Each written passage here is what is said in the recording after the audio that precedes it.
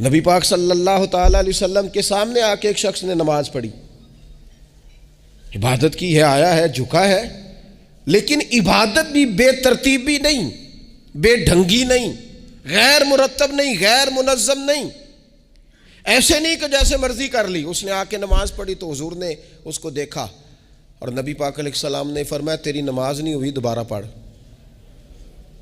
اس نے دوبارہ پڑھی۔ یہاں تو لوگ ناراض ہو جاتے ہیں۔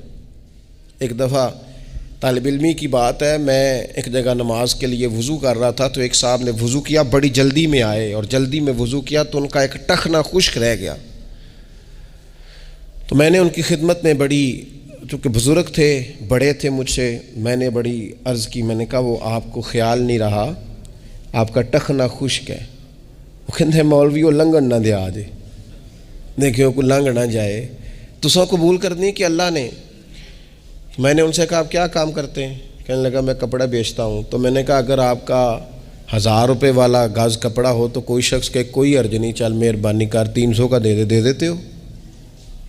کہنے لگا نہیں جی ترتیب سے ہی بات چلے گی۔ تو میں نے کہا یہ بھی ذرا ترتیب سے ہی چلے گی، اللہ نے کہا ہے کہ اس طرح کر کے پڑھو تو پھر میں قبول کروں گا۔ تو اگر وہ رستہ ہی آپ نے اختیار نہیں کیا، نبی پاک علیہ السلام کے سامنے اس نے نماز پڑھی، حضور کے سامنے، نبی پاک رحمت للعالمین ہے نا، حضور سے زیادہ کو پیار کرنے والا تو نہیں نا۔ نبی پاک نے تو نہیں فرمایا چل میرے سامنے پڑھی ہے تیری قبول ہی قبول ہے، حضور نے فرمایا تیری نماز نہیں ہوئی، دوبارہ پڑھ۔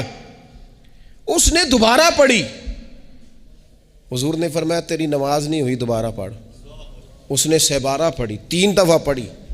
پھر حضور کی بارگاہ میں آیا تو نبی پاک علیہ السلام نے فرمایا جب تو رکوع کرے تو صحیح کر کے رکوع کر، جب تو سجدہ کرے تو صحیح کر کے سجدہ کر، اور جب تو قیام میں کھڑا ہو تو ایک منظم طریقے سے کھڑا ہو۔